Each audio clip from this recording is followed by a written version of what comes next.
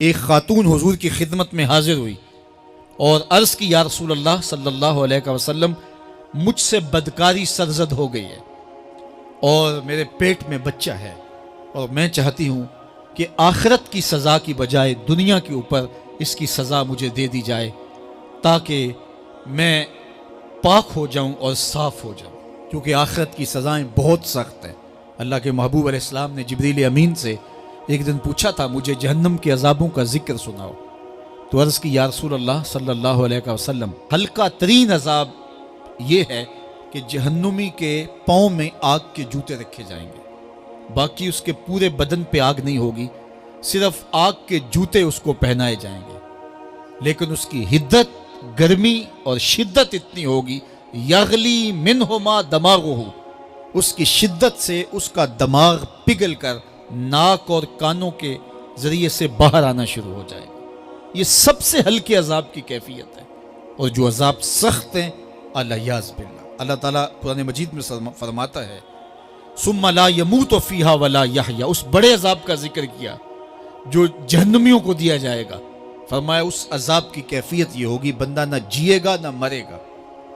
جیے گا اس لیے نہیں کہ آگے اور پیچھے دائیں اور بائیں آگ ہی آگ ہوگی، تو اس آگ میں جینا کو جینا تو نہیں ہوگا، اور مرے گا اس لیے نہیں کہ موت کو موت آ چکی ہوگی۔ تو وہ کتنا سخت عذاب ہوگا الیاذ باللہ کہ ہلکے ترین عذاب کی کیفیت یہ ہے کہ پاؤں میں آگ کا جوتا اور دماغ پگھل کے ناک اور کانوں کے راستے سے باہر آ جائے۔ تو اس نے عرض کی یا رسول اللہ صلی اللہ علیہ وسلم میرے اوپر حد جاری کر دیجئے، اور اس نے کہا کہ میرے پیٹ میں جو ہے وہ بچہ ہے۔ اللہ کے محبوب علیہ السلام نے فرمایا جاؤ جب بچہ پیدا ہو تو پھر آنا۔ وہ چلی گئی، تو جب بچہ پیدا ہوا تو گود میں اٹھائے پھر حضور کی خدمت میں حاضر ہوئی اور عرض کی یا رسول اللہ یہ ہے بچہ جو میں نے گناہ کیا تھا، بدکاری کی تھی، آج یہ اس کی نشانی ہے۔ تو اللہ کے محبوب علیہ السلام نے فرمایا کہ اسے لے جاؤ اور اسے دودھ پلاؤ، اور جب یہ کچھ کھانے پینے لگ جائے گا تو پھر آنا۔ کچھ دنوں کے بعد وہ دوبارہ حاضر ہوئی اور اس نے اس بچے کے ہاتھ میں روٹی کا ٹکڑا دیا ہوا تھا اور عرض کی یا رسول اللہ دیکھ لیجئے اب یہ روٹی کھانے لگ گیا ہے۔ اللہ اکبر۔ تو اللہ کے محبوب نے فرمایا انہیں لے جاؤ اور جا کے انہیں سنگسار کر دو۔ اس کی یہ حد بنتی تھی، اس کو سنگسار کیا اور اس نے خود یہ سزا اپنے لیے قبول کی۔ تو یہ بات ذہن نشین کیجئے کہ یہ وہ لوگ تھے کہ جن سے کبھی کوئی گناہ سرزد ہو جاتا تو وہ جلد توبہ کرتے، اور اس کی بڑی سے بڑی حد اور سزا بھی ہوتی تو وہ بھی کاٹنے کے لیے تیار ہو جاتے۔ میں اور آپ دیکھیں کہ ہماری زندگی میں اگر گناہ ہیں اور ہمیں سچی توبہ کی توفیق بھی نصیب نہیں ہے تو پھر ہم سوچ لیں کہ ہم کہاں کھڑے ہیں۔ دیکھیے اللہ دلوں کے بھید جانتا ہے۔ سچی توبہ یہ ہے کہ جو کیے پر ندامت ہو اور آئندہ نہ کرنے کا عزم مصمم ہو، پکا ارادہ ہو کہ یہ گناہ زندگی میں دوبارہ نہیں کروں گا۔ الگ بات ہے کہ پھر دوبارہ اس سے سرزد ہو جائے، لیکن جب وہ توبہ کر رہا ہو تو اس وقت اس کا پختہ عزم ہو اور اس کے دل کے کسی گوشے میں نہ ہو کہ چلو میں توبہ کر لیتا ہوں اور پھر ہو گیا تو پھر کر لوں گا۔ پکا عزم ہو کہ دوبارہ یہ گناہ نہیں کروں گا۔ اور اگر زبان سے توبہ توبہ کر رہا ہو اور دل میں ہو کہ ٹھیک ہے یہ تو صبح بھی مجھ سے عمل بد سرزد ہونا ہے، تو اللہ تعالیٰ سے یہ مذاق کرنے والی بات ہے، اور اللہ تعالیٰ سے جو مذاق کرتا ہے وہ کہاں کھڑا ہے وہ خود سوچ لے۔ وہ کیا کسی نے کہا تھا کہ توبہ کی پھر توبہ کی پھر توبہ کر کے توڑ دی، میری اس توبہ پہ توبہ توبہ توبہ کر اٹھی۔ تو ایسی توبہ نہیں ہے کہ جو رسماً کسی مجلس میں چلے گئے، کسی اجتماع میں چلے گئے تو سب لوگوں نے توبہ توبہ کی تو وہ بھی توبہ توبہ کرتا رہا، لیکن اس کا عزم مصمم پختہ ارادہ نہیں تھا گناہوں کو چھوڑنے کا، تو یہ توبہ نہیں، یہ مذاق ہے۔ اس لیے اللہ کے حضور سچی توبہ یہ ہے کہ ما قبل کے گناہوں سے ندامت پیدا ہو جائے اور سچے دل سے ارادہ کیا جائے، پختہ عزم کیا جائے کہ دوبارہ میں یہ گناہ نہیں کروں گا۔ سامعین و ناظرین، خواتین و حضرات، السلام علیکم ورحمۃ اللہ وبرکاتہ۔ نبی رحمت شفیع معظم صلی اللہ علیہ وآلہ وسلم نے ارشاد فرمایا، الا انبئکم باکبر الکبائر، میں تمہیں کبیرہ گناہوں میں بھی جو بڑے گناہ ہیں ان کی خبر نہ دوں؟ تو صحابہ نے عرض کی، بلا، کیوں نہیں حضور، آپ ارشاد فرمائیے۔ تو آقا کریم علیہ السلام نے ارشاد فرمایا، الاشراک باللہ، سب سے بڑا گناہ اکبر الکبائر، اللہ کے ساتھ کسی کو شریک ٹھہرانا ہے، وعقوق الوالدین، اور والدین کی نافرمانی کرنا ہے، ان کو دکھ دینا ہے، ان کو تکلیف پہنچانا ہے، ان کو اذیت دینا، ان کو ستانا، پریشان کرنا۔ اور پھر اللہ کے محبوب علیہ السلام تشریف فرما تھے تکیہ لگائے ہوئے، تو آقا کریم نے تکیہ چھوڑ دیا اور بیٹھ گئے۔ وکانا متکیا فجالسا، تو حضور علیہ السلام تکیہ لگائے بیٹھے تھے تو آپ نے تکیہ چھوڑ دیا اور تشریف فرما ہوئے، فقال، اور ارشاد فرمایا، الا وقول الزور، اور جھوٹ بولنا ہے، جھوٹی گواہی دینا ہے۔ اور پھر اس بات کو بار بار ارشاد فرمایا۔ راوی کہتے ہیں، فما زال یکررھا حتی قلنا لیتہ سکت، آقا کریم بار بار اس کا تکرار فرمائے جا رہے تھے اور ہم کہہ رہے تھے کہ حضور اگر سکوت اختیار فرما لیں، چونکہ حضور علیہ السلام کی مشقت کو صحابہ دیکھ رہے تھے، لیکن حضور امت پر شفقت کی وجہ سے بار بار اس کو بیان فرما رہے تھے۔ اب ان تین چیزوں کو اللہ کے محبوب علیہ السلام نے اکبر الکبائر قرار دیا۔ سب سے پہلے شرک، اور شرک ظلم عظیم قرار دیا گیا، ان الشرک لظلم عظیم، سب سے بڑا گناہ شرک ہے، اور اللہ تعالیٰ شرک کو معاف نہیں کرے گا۔ حتیٰ کہ جو شرک اصغر ہے، ریا کو قرار دیا گیا، تو اس کی بھی سخت مذمت آئی ہے۔ تو ایک تو پہلا سب سے بڑا گناہ اللہ کے ساتھ کسی کو شریک ٹھہرانا ہے۔ اللہ تعالیٰ جل شانہ ہمیں شرک خفی سے، شرک جلی سے اور ہر طرح کے شرک سے محفوظ و مامون فرمائے۔ دوسری بات اللہ کے محبوب علیہ السلام نے جو ارشاد فرمائی، عقوق الوالدین، والدین کی نافرمانی، ان کو دکھ اور اذیت دینا اور تکلیف پہنچانا۔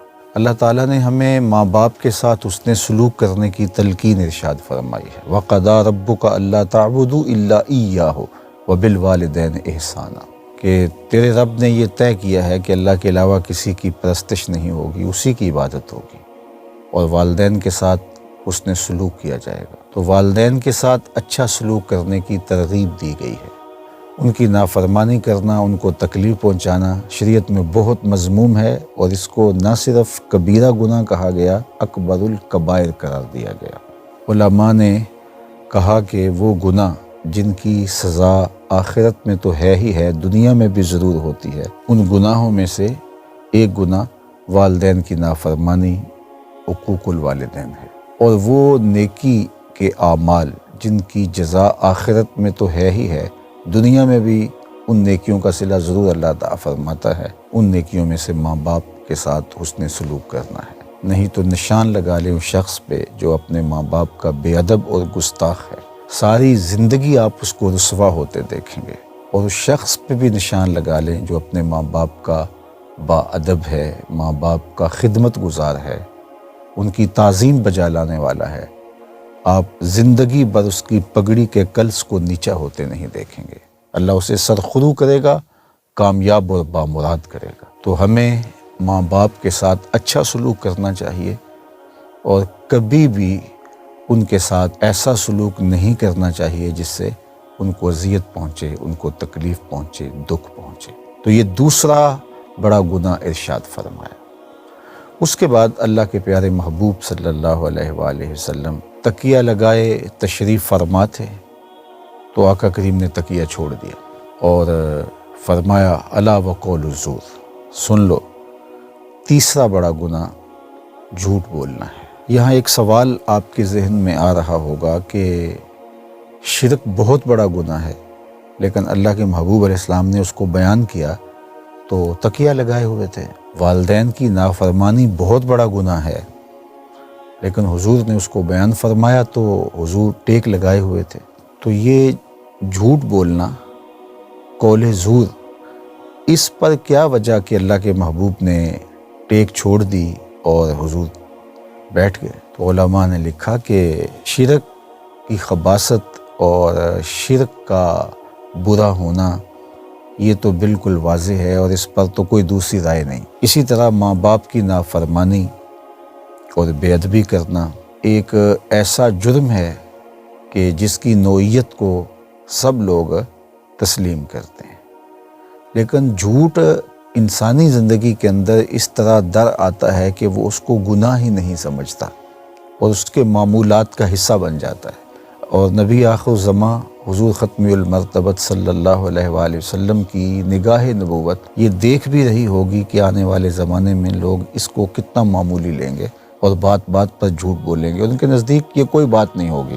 تو اس لیے اللہ کے محبوب نے اس کی اہمیت کو اجاگر کرنے کے لیے ٹیک چھوڑی اور حضور بیٹھ گئے۔ اور اگر آپ اس پہ غور کریں تو 3 تاکیدیں ہیں۔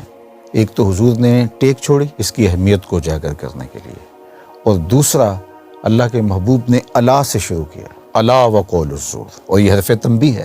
اور تیسری بات فما زال یکررھا، حضور بار بار اس کا تکرار کر کے اس کی اہمیت کو اجاگر کیا، اس کی برائی کو واضح کیا اور لوگوں کے ذہنوں کے اندر راسخ کیا کہ یہ کتنا بڑا جرم ہے کہ کوئی جھوٹ بولے۔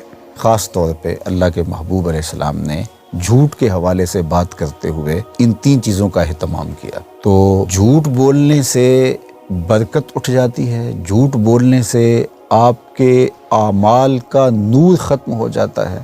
ابھی ماہ صیام چل رہا ہے تو اللہ کے محبوب کا فرمان بارہا آپ کی نظروں سے گزرا ہوگا اور آپ نے بارہا حضور علیہ الصلوۃ والسلام کا یہ فرمان سنا ہوگا، من لم یدع قول الزور والعمل به فلیس للہ حاجۃ فی ان یدع طعامہ وشرابہ۔ اللہ کے محبوب نے ارشاد فرمایا کہ جس نے قول زور نہیں چھوڑا، جھوٹ اور جھوٹے کام نہیں چھوڑے، تو اس کے بھوکا اور پیاسا رہنے کی اللہ کو کوئی ضرورت نہیں ہے۔ تو روزے کا مقصد تو ان برائیوں سے اپنے آپ کو بچانا ہے اور یہ ایک مضبوط حصار ہے ہمارا، لیکن اگر ہم جھوٹ بولتے رہیں، جھوٹی گواہیاں دیتے رہیں، ہمارے رویے، ہمارا طرز زندگی، ہمارا انداز معاشرت جھوٹ کے مطابق ہی چل رہا ہو، تو پھر ہم صرف فاقہ کاٹ رہے ہیں، صرف بھوک گوارا کر رہے ہیں، صرف پیاس برداشت کر رہے ہیں، تو روزے کا نور نصیب ہی نہیں ہو سکتا۔ تو ہمارا دین سچائی پر مشتمل دین ہے۔ اگر آپ مجھے پوچھیں کہ اسلام کا کوئی دوسرا نام، تو میں برجستہ کہہ سکتا ہوں کہ اسلام دین صدق ہے، اسلام سچائی کا دین ہے۔ اور میرے اور آپ کے آقا و مولا اعلان نبوت سے قبل بھی صادق و امین کہلاتے تھے۔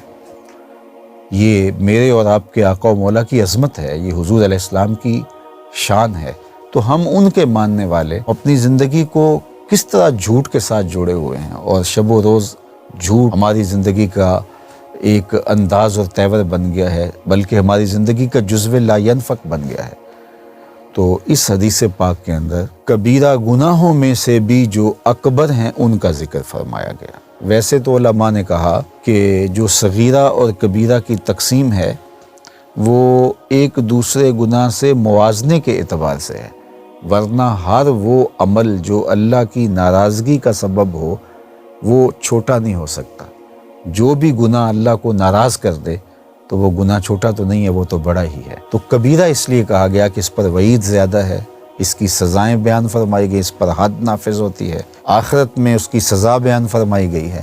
تو اس اعتبار سے صغیرہ اور کبیرہ کی تقسیم کی گئی، اور پھر ان کبیرہ گناہوں میں بھی جو اکبر الکبائر ہیں وہ یہ 3 گناہ بیان فرمائے گئے، اور ایک حدیث میں 4 بیان فرمائے گئے، اور اس میں قتل کو بھی بیان فرمایا گیا۔ تو شرک سے اجتناب، اور ماں باپ کی نافرمانی سے اجتناب، اور جھوٹ بولنے سے اور جھوٹی گواہی دینے سے اجتناب، یہ ہمارے دین کا ہم سے تقاضا ہے، ہمارے رسول کا ہم سے تقاضا ہے۔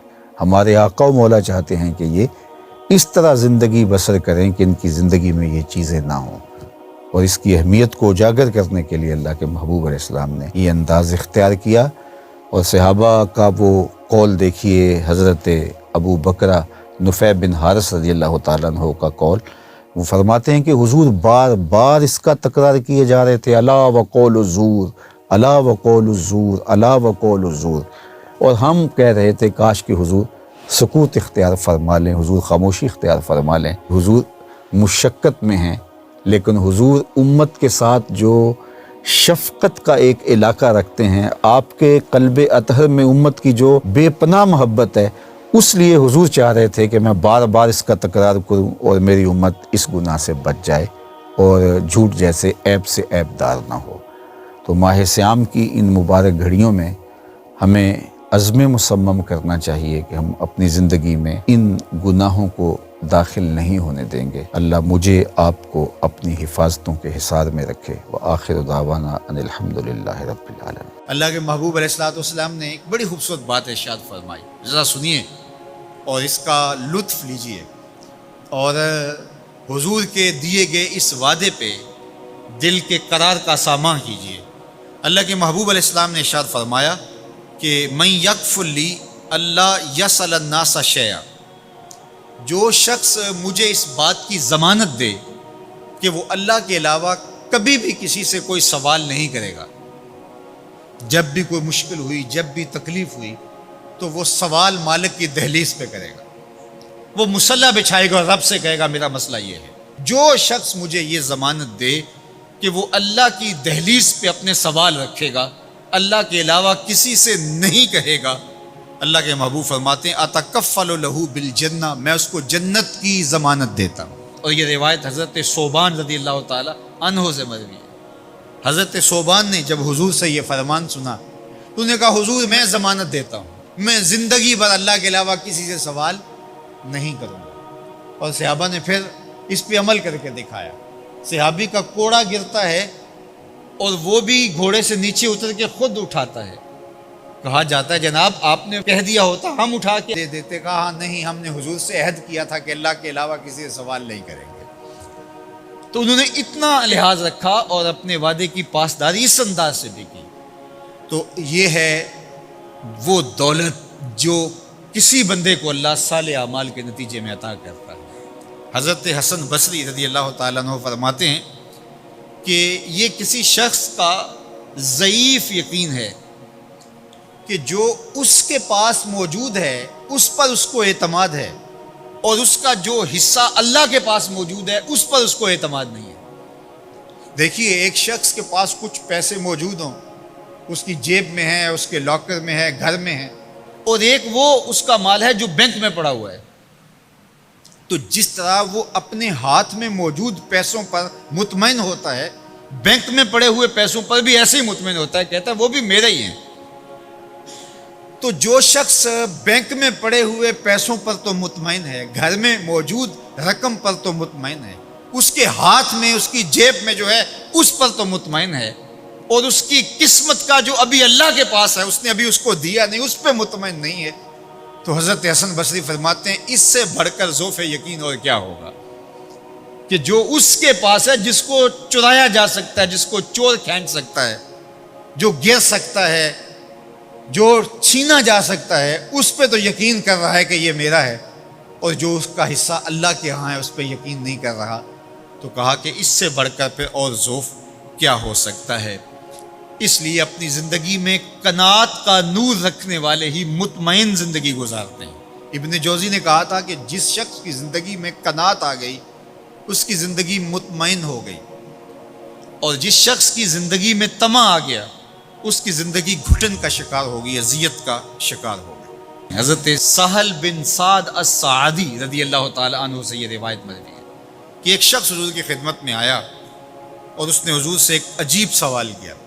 اس نے کہا حضور مجھے کوئی ایسا عمل ارشاد فرما دیجئے کہ اگر میں وہ کروں تو مجھ سے اللہ بھی پیار کرے اور اللہ کی مخلوق بھی مجھ سے پیار کرے۔ ایک عمل ایسا بتا دیجئے اگر میں وہ عمل بجا لاؤں تو اللہ مجھ سے پیار کرے اور اس کی مخلوق بھی مجھ سے پیار کرے۔ اللہ کے محبوب نے اس کو جو جواب دیا اس کا مفہوم سن لیجئے۔ آقا کریم نے فرمایا جو دنیا میں موجود ہے، میسر ہے، اس سے بے رغبت ہو جا۔ تیری ضرورتیں تو پوری ہوں گی، اس میں تو کوئی شک نہیں، لیکن تیری رغبت ادھر نہ رہے، زہد فی الدنیا اختیار کر لے تو تجھ سے اللہ پیار کرے گا کہ یہ بندہ دنیا میں رہ کے بھی دنیا کا نہیں میرا ہے، اور جو لوگوں کے پاس ہے ان سے بے نیاز ہو جا تو لوگ تجھ سے پیار کریں گے۔ اور اگر تو لوگوں کی جیبوں پہ نظر رکھے گا اور لوگوں کی دولت میں، ان کے مال میں تجھے رغبت ہوگی، تو فرمایا کہ پھر لوگ تجھ سے دور ہٹ جائیں گے۔ تو اللہ قناعت کا نور عطا فرماتا ہے شخص کو جو اچھے اور صالح اعمال بچا رہا ہے۔ عالم بالا میں منعقد ہونے والے 2 اجتماعات کا ذکر آپ کے سامنے رکھنا چاہوں گا۔ اللہ نے اپنی ربوبیت کے اقرار کے لیے ایک جلسہ منعقد کیا اور ایک جلسہ محبوب کریم صلی اللہ علیہ وآلہ وسلم کی عظمتوں کے اظہار و اعلان کے لیے فرمایا۔ آدم علیہ السلام کی نسل سے پیدا ہونے والے تمام لوگوں کی روحوں کو جمع کر کے اللہ نے مختصر 2 لفظی 2 ٹوک خطاب فرمایا۔ الست بربکم، میں کیا تمہارا رب نہیں ہوں؟ بیک زبان سب نے کہا، قالو بلا، کیوں نہیں اے مالک تو ہمارا رب ہے۔ جلسہ ختم۔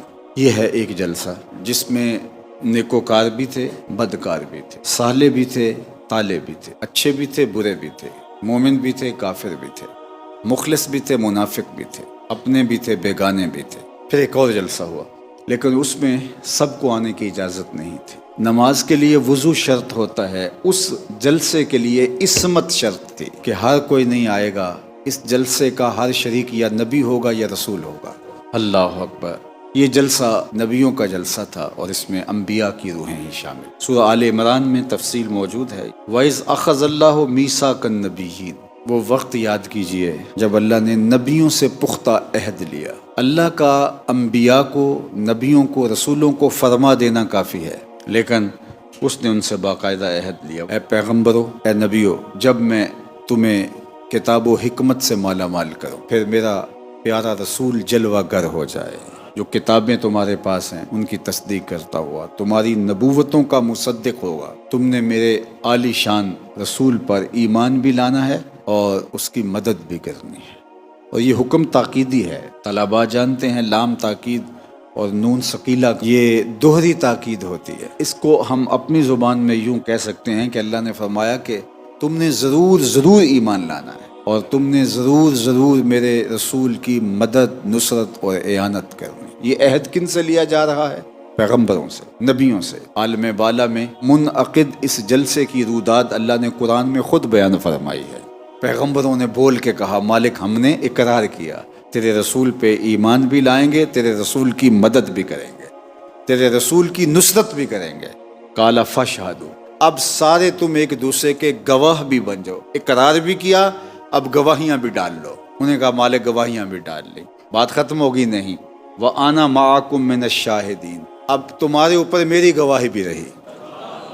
یہ جو تم نے اقرار کیا اور ایک دوسرے کو گواہ بنایا، اس پر میں بھی گواہ ہوں۔ گواہی بھی تم نے دے دی، تم نے اقرار بھی کر لیا، پختہ عزم بھی ہو گیا، تمہیں حکم بھی دیا، تم ایک دوسرے پر گواہ بھی بن گئے، میں بھی تمہارے اوپر گواہ ہوں۔ مضمون کی تاکید کے لیے فرمایا جا رہا ہے فَمَن تَوَلَّىٰ بَعْدَ ذَلِكَ، اب اگر کوئی اس عہد سے پھر گیا فَأُولَٰئِكَ هُمُ الْفَاسِقُونَ، تو اس کا نام فاسقوں کی فہرست میں لکھ دوں گا۔ یہ کون سا جلسہ ہے عالم بالا میں جو رب نے منعقد کیا، جس میں کوئی ایک بھی ناپاک نہیں تھا، سارے پاکیزہ لوگ آئے، پیغمبروں کی روحیں آئیں اور رب نے خود خطاب کیا۔ اور یہ کس لیے منعقد کی گئی؟ اللہ نے کہا میرا آنے والا جب آئے، یہ حضور کے آنے کا بتایا جا رہا ہے۔ یار میلاد لازمی نہیں کہ صیغہ ماضی سے ہو، صیغہ استقبال سے بھی میلاد ہوتا ہے، صیغہ حال سے بھی میلاد ہوتا ہے، صیغہ ماضی سے بھی میلاد ہوتا ہے۔ تو میلاد پھر 3 طرح سے منایا جاتا ہے۔ جو حضور سے پہلے آنے والے تھے انہوں نے کہا وہ آ رہے ہیں، یہ ان کا میلاد ہے۔ اور جو حضور علیہ الصلاۃ والسلام کے دور ہمایوں میں موجود ہیں تو انہوں نے کہا کہ جناب وہ آ گئے ہیں، اور جو اب ہیں وہ کہتے ہیں وہ آ چکے ہیں۔ تو میلاد تینوں صورتوں کے اندر پیغمبروں نے بھی حضور کا میلاد منایا، اللہ اکبر، لیکن پیغمبروں نے یہ میلاد سیکھا کہاں سے؟ اسی مجلس سے سیکھا۔ خدا خود میر مجلس بود اندر لا مکان خس، اس مجلس سے سیکھا، اور انہوں نے ساری زندگی پھر جو رب نے عہد لیا تھا اس عہد کی پاسبانی کی۔ مولا کائنات سیدنا علی المرتضیٰ رضی اللہ تعالیٰ عنہ اس آیت کریمہ کے تحت فرماتے ہیں کہ پھر ہر نبی نے حضور علیہ الصلاۃ والسلام پر ایمان لانے اور حضور کی نصرت کا عہد کیا، اور ہر نبی نے آدم علیہ السلام سے لے کر حضرت عیسیٰ علیہ السلام تک ہر پیغمبر ہر نبی نے اپنی اپنی امت سے عہد لیا کہ اگر تمہارے اندر وہ نبی تشریف لے آئے ان کی مدد بھی کرنی ہے، ان پر ایمان بھی لانا ہے۔ کسی نبی کو موقع نہیں ملا کہ حضور کی خدمت میں حاضر ہو، تو پھر اللہ نے یہ وعدہ کیوں لیا تھا؟ اللہ تو جانتا تھا کہ اس دور میں ان سارے نبیوں میں سے کوئی موجود نہیں ہوگا، تو پھر وعدہ ہی کیوں لیا؟ تو ایک بات سمجھ لیجئے گا کہ یہ عہد لیا رب نے، اور نبیوں نے اس عہد کو یوں نبھایا کہ اقرار کیا کہ ہم اس نبی پہ ایمان لانے والے ہیں، اور اپنی امتوں کو بتایا کہ تم ایمان بھی لاؤ اور اس نبی کی نصرت کا میرے ساتھ عہد بھی کرو، اور یہ سلسلہ چلتا رہا۔ باقی اللہ جل شانہ نے اپنے محبوب علیہ الصلاۃ والسلام پر ایمان لانے اور محبوب علیہ السلام کی نصرت و اعانت کے لیے پیغمبروں سے یوں بھی کام لیا، اور پھر ایک رنگ اور ایک آہنگ اور ایک انداز یوں بھی ہوا کہ سارے پیغمبروں کو اس عہد کی تکمیل کے لیے مسجد اقصیٰ میں بلا لیا، اور اللہ کے محبوب جب تشریف لائے صف بصف نبی کھڑے تھے۔ جبرائیل امین علیہ السلام نے اذان دی اور پھر حضور کو مصلی پہ کھڑا کیا۔ اعلیٰ حضرت نے کیا خوب کہا، نماز اقصیٰ میں تھا یہی سر، ایاں ہو مانا اول آخر، کہ دست بستہ ہیں پیچھے حاضر، جو سلطنت آگے کر گئے تھے وہ سب دست بستہ پیچھے حاضر ہیں، اور حضور علیہ السلام مصلی پہ کھڑے۔ تو گویا پیغمبروں نے حضور کی امامت کو تسلیم کر کے اور خود مقتدی بن کے پیچھے کھڑے ہو کے دنیا کو بتایا کہ ہم ان پہ ایمان بھی لائے ہیں اور ان کی نصرت کا اعلان بھی کریں۔ یا رب رب ہو کے زلف محمد کی قسمیں کرے، رب رب ہو کے چہرہ انور کی قسمیں کرے، تو میرے امام نے تو قلم توڑ دیا۔ جس کا حسن اللہ کو بھی بھا گیا، جس کا حسن اللہ کو بھی بھا گیا، ایسے پیارے سے محبت کیجیے۔ یعنی حسینوں میں حسین ایسے کہ محبوب خدا ٹھہرے، وہ حسن دیا، وہ جمال دیا، وہ خوبصورتیاں دیں کہ انہی کا مقصود ہے۔ میں آپ کو بتاؤں کہ حضور کا حسن، حضور کا جمال جہاں آرا، حضور کا چہرہ انور، زلف معنبر، حضور علیہ السلام کا جمال نور، آقا کریم علیہ السلام کی سیاہ نورانی آنکھیں، چمکتی ہوئی پیشانی، لب لالی، خط مشکی، چشم غزالی، سراپا نور حضور کا چہرہ، سر تا بقدم نور ہی نور، ایک ایک عضو نور، نور ہی نور، سراپا نور، نور علی نور۔ 1,44,000 کے قریب صحابہ نے حضور کو دیکھا، لیکن حضور کا جو حلیہ بیان کرتے ہیں ان کی تعداد 3 درجن سے اوپر نہیں ہے۔ وہ ایک دوسرے سے پوچھتے تھے حضور کیسے تھے؟ یار جب دیکھا تھا تو پھر تم ہمیں کیوں پوچھتے ہو؟ اللہ اکبر۔ تو 2 باتیں ہیں، ایک تو یہ تھا کہ حضور کو کسی نے جی بھر کے دیکھا ہی نہیں، ہمت نہیں تھی۔ ہند بن ابی حالہ سے حضرت حسن نے ایک سوال کیا۔ حضرت ہند بن ابی حالہ حضرت امام حسن اور امام حسین کے ماموں لگتے ہیں۔ انہوں نے اپنے ماموں سے پوچھا کہ ماموں جان آپ نے تو حضور کو دیکھا ہے، بتاؤ حضور کیسے تھے؟ یہ سوال ہو سکتا تھا، ماموں پوچھ سکتے تھے کہ تم تو گود میں کھیلتے رہے ہو، تم کیوں پوچھتے ہو؟ کوئی اور آئے جس نے دیکھا نہیں سنا ہے وہ تو پوچھے تو میں اس کو بتاؤں، تو تم کیوں پوچھ رہے ہو؟ تو قبل اس سے کہ وہ یہ سوال کرتے، حضرت امام حسن رضی اللہ تعالی عنہ خود ہی بیان فرماتے ہیں کہ میں کیوں پوچھ رہا ہوں، دیکھا تو میں نے بھی ہے۔ وَأَنَا أَشْتَهِي أَن يَصِفَ لِي مِنْهَا شَيْئًا أَتَعَلَّقُ بِهِ۔ حضرت حسن کہتے ہیں کہ مجھے حضور کے دیدار کی بھوک لگی ہوئی ہے، میں پیاسا ہو گیا ہوں، میرا جی چاہتا ہے کہ پھر حضور کا تذکرہ، پھر حضور کی باتیں ہوں اور میری پیاس بجھ جائے۔ تو حضرت ہند بن ابی حالہ نے پھر حضور کا وصف بیان کیا، فخمن مفخمن، 2 لفظ بولے، فخمن مفخمن۔ حضور اپنی ذات کے اعتبار سے سونے تھے، شاندار تھے، باوقار تھے، خوبصورت تھے، روح پرور تھے۔ حضور کا حسن گہرا تھا، خوبصورتی اور حضور کا جمال دیکھنے والا تھا۔ ذات کے اعتبار سے حضور سونے تھے، مفخمن، کوئی دیکھتا تو پھر بھی سونے ہی لگتے تھے، یعنی حضور تھے بھی سونے، کوئی دیکھے تو پھر بھی سونے ہی لگتے ہیں۔ کچھ لوگ ہوتے ہیں کہ وہ खूबसूरत तो होते हैं लेकिन दिखने में खूबसूरत दिखाई नहीं देते, और कुछ लोग होते हैं कि वो दिखने में तो बड़े अच्छे लगते हैं लेकिन कोई हुस्न शनास हो तो वो कहते हैं यार तुम्हें प्यारा लगता है लेकिन इसके नकूश में मसला है, इसके रंग में वो चमक नहीं है। तो कुछ लोग फी नफ्स से ही सोने होते हैं लेकिन दिखाई सोने नहीं देते, होते फी नफ्स से ही अच्छे हैं, खूबसूरत हैं। और कुछ लोग इतने सोने नहीं होते, तस्वीर असल से बेहतर होती है, लेकिन क्या खूब नक्शा खींचा हुजूर का। कान रसूलुल्लाह सल्लल्लाहु अलैहि वसल्लम फख्मन मुफख्खमन, हुजूर थे भी सोने और दिखाई भी सोने देते थे। अल्लाह अकबर। उम्मे माबद के दो लफ्ज हैं, अबहन्नास अहसनुहु मिन बईदिन व अजमलहु मिन करीबिन। क्या बताऊं कितना सोना था, दूर से आ रहा था सोना लगता था, नेड़े आया तो और सोना लगता। अल्लाह अकबर। और हज़रत अबू हुरैरा कहते हैं कल कमर लैलतल बद्र, हुजूर कैसे थे, 14वीं रात के चमकते हुए चांद की तरह थे। फिर कहा लम अरा कबलहु वला बादहु मिसला, हुजूर जैसा ना पहले हुआ ना बाद में हुआ। लेकिन किसी के ख्याल में अगर आ जाए कि अबू हुरैरा ने तो नहीं देखा था, ना बाद वालों को ना पीछे वालों को, तो उन्होंने कैसे कह दिए, चलो उससे पूछ लें जिसने पहले भी देखे थे बाद वाले भी देखे थे। वो कौन हो सकता है, वो जिब्रील अमीन हो सकता है। बस जिब्रील से पूछा एक दिन, तुमने तो ज़माने देखे हैं, तुमने तो पैगंबर भी देखे हैं, तुमने तो हसी भी देखे हैं, महजबी भी देखे हैं, परी पैकर भी देखे हैं, जोहरा निगार भी देखे हैं, तुम बताओ तुमने भी कोई हुजूर जैसा देखा। अल्लाह अकबर। तो जिब्रील क्या बोले, कल्लब तो मशारिकल अर्दे व मगारिबहा, मैंने मशरक भी देखे हैं, मैंने मगरब भी देखे, शमाल भी देखे हैं, जनूब भी देखे हैं, कायनात अर्जी भी देखी है, समावी भी देखी है, मैंने अगले भी देखे हैं, पिछले भी देखे हैं, लेकिन मुझे खालिक हुस्न मोहम्मद की कसम मोहम्मद जैसा कोई नहीं देखा,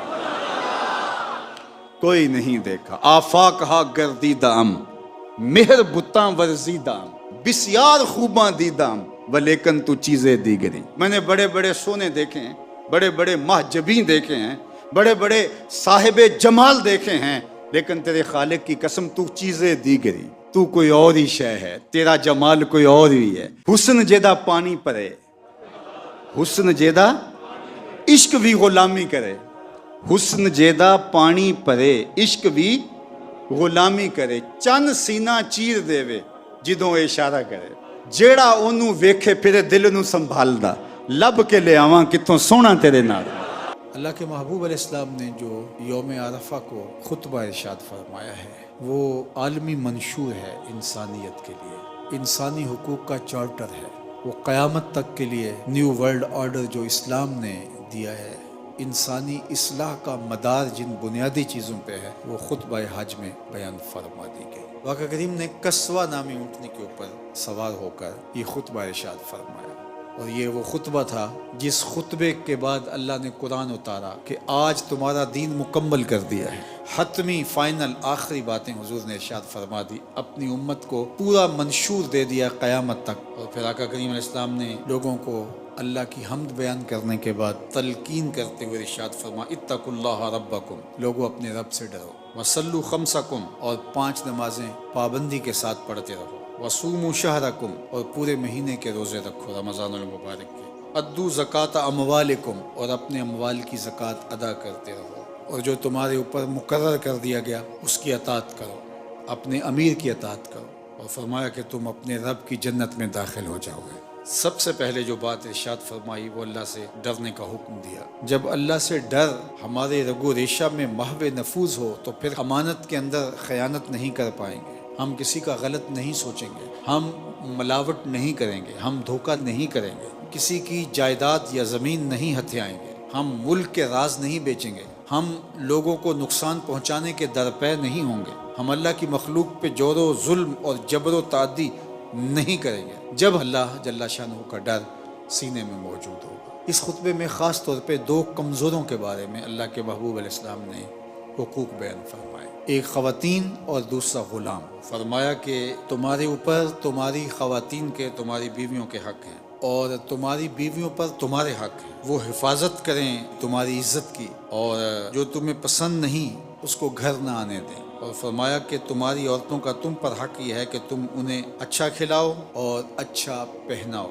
اور ان کی ضرورتوں کا خیال رکھنے کی تلقین ارشاد فرمائی۔ اسلام سے قبل عورتوں کے ساتھ جو سلوک کیا جاتا تھا وہ باندیوں کی طرح کا سلوک تھا، اور عورت کو وراثت میں حق حاصل نہیں تھا، مرد کی رکھیل کی طرح یہ اس کی خواہشات کے آگے ایک کھلونے کی طرح تھی، اور جو تذلیل عورت ذات کی قبل از اسلام ہوتی رہی، جب کسی کے ہاں بیٹی پیدا ہو جاتی تو اس کو زندہ درگور کر دیا جاتا۔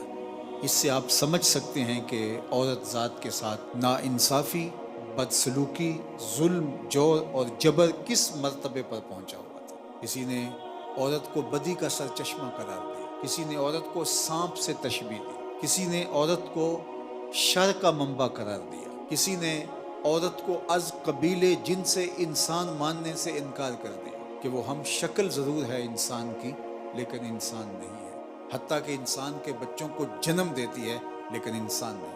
اور کیسی معاشرتیں تھیں اس فلسفے کو قبول بھی کرتی ہیں۔ وہ کہتے ہیں انسان ہے ہی نہیں، انسانوں کی ہم شکل ہے لیکن انسان کی خدمت کے لیے، ضرورت کے لیے تخلیق کی گئی کوئی اور مخلوق ہے، انسان نہیں ہے۔ لاکھوں اور کروڑوں درود مصطفیٰ جان رحمت پہ۔ جب دنیا یہ بول رہی تھی کہ عورت کے ہوتے ہوئے خدا کا قرب نہیں مل سکتا، مدینے سے آواز آتی ہے مجھے عائشہ کے بستر میں وہی اترتی ہے۔ عورت کو جب انسان ماننے سے انکار کر دیا گیا اور عورت کو پاؤں کے جوتے سے بھی بدتر سمجھا گیا، میرے حضور جنت کو کھینچ کے ماں کے قدموں میں لے آئے۔ تو یہ اسلام کا دیا ہوا فیضان ہے، اور خطبہ حجۃ الوداع میں حضور نے ان کے حقوق کو بیان فرمایا، ان کے ساتھ اچھا سلوک کرنے کی تلقین ارشاد کی۔ کہاں بیٹیاں زندہ درگور ہوتی ہیں اور کہاں حضرت فاطمہ تو زہرا سلام اللہ علیہا کے لیے حضور اپنی مسند چھوڑ کے کھڑے ہو جاتے ہیں۔ دنیا کو بتایا کہ بیٹی کا مقام کیا ہے اور بیٹی کی عزت کیا ہے اور بیٹی کی آبرو کیا ہے۔ اسی طرح غلام کی زندگی بدترین زندگی تھی، لیکن حضور نے فرمایا جو خود کھاتے ہو انہیں کھلاؤ، جو خود پہنتے ہو انہیں پہناؤ۔ رہائشی معیار بھی اپنے مطابق رکھنے کی تلقین ارشاد فرمایا وہ تمہارے بھائی ہیں۔ اسلام نے ترغیب دی غلاموں کے آزاد کرنے کی، قسم توڑ بیٹھو غلام آزاد کرو، روزہ توڑ بیٹھو غلام آزاد کرو، کفارہ قتل میں غلام آزاد کرو، کفارہ زہار میں غلام آزاد کرو۔ ترغیب دی کہ غلاموں کو آزاد کرو، ایسی سخاوت بتائی، اور اسلام نے یہ نور بانٹا، یہ اجالا بانٹا، یہ روشنی تقسیم کی۔ تو غلاموں کے حقوق کو بیان فرمایا۔ اس کے بعد کالے کو گورے پر، گورے کو کالے پر، غریب کو امیر پر، امیر کو غریب پر۔ جو لوگوں نے خود ساختہ فضل و شرف کے معیارات مقرر کر رکھے تھے، حضور نے انہیں پاؤں تلے رون دیا۔ میں کسی عربی کو اجمی پر، کسی اجمی کو عربی پر، کسی گورے کو کالے پر اور کالے کو گورے پر کوئی فضیلت حاصل نہیں ہے۔ تم میں سے افضل اشرف وہی ہے جو متقی ہے اور پرہیزگار ہے۔ اگر معاشرہ پرہیزگاری کی بنیاد پہ کسی کو شرف دیتا ہے تو معاشرے میں خیر کی قدریں نشو و نما پائیں گے، لیکن جب عہدوں کی بنیاد پر، سرمایہ کی بنیاد پر، خاندانی وجاہتوں کی بنیاد پر معاشرہ کسی کو اہمیت دیتا ہے تو پھر معاشرہ تفریق کا، تشدد کا، تکبر کا، رعونت کا، غرور کا شکار ہوتا ہے۔ اور آج غریب اور امیر کی تقسیم معاشرتوں کے اندر نشو و نما پا گئی، اور نتیجہ کیا کہ یہ معاشرہ سکون اور طمانینت کا معاشرہ نہ رہا، یہ معاشرہ جو ہے وہ وحشتناک معاشرہ بن گیا۔ میرے حضور نے جو معاشرہ دیا اور حجۃ الوداع کے موقع پر جس کا نقشہ کھینچا، اللہ اکبر، اس کا منظر پھر زمانے نے دیکھا۔ اسود از توحید احمر می شود، خیش فاروق و ابو ذر می شود۔ جس صف میں ابو ذر کھڑے ہیں اسی صف میں ابو بکر کھڑے ہیں، جس صف میں بلال حبشی کھڑے ہیں اسی صف میں عمر کھڑے ہیں۔ اللہ کے محبوب نے پورا منشور دیا کائنات کو، انسانی مساوات کا جو ضابطہ اسلام نے دنیا کے سامنے رکھا، کسی مذہب کے پاس، کسی دھرم کے پاس، کسی معاشرت کے پاس، کسی قوم کے پاس وہ رنگ، وہ آہنگ، وہ ڈھنگ نہیں ہے جو زمانے کو آمنہ کے لال نے دیا ہے۔ اور پھر اللہ کے محبوب علیہ السلام نے فرمایا کہ سود کو ختم کیا جائے گا، معاش کی بربادی کا سبب یہ سودی نظام ہے۔ اور اللہ کے محبوب علیہ السلام نے فرمایا لوگو، میں نے یہ پیغام تمہارے تک پہنچا دیا، اب تمہارے کندھوں پہ یہ بوجھ ہے، میرے پیغام کو تم ان لوگوں تک پہنچانا ہے جن لوگوں تک یہ میری دعوت نہیں پہنچ پائی۔ اور ادھر جبریل امین حاضر ہوتے ہیں اور آیت اترتی ہے، الیوم اکملت لکم دینکم واتممت علیکم نعمتی وردیت لکم الاسلام دینا۔ آج تمہارا دین مکمل کر دیا گیا اور اللہ کی نعمت تمہارے اوپر پوری ہو گئی، اور اللہ نے تمہارے لیے دین اسلام کو پسند کر لیا ہے۔ اب دین اسلام ہی قیامت تک رہے گا، کوئی اور دین قبول نہیں کیا جائے گا۔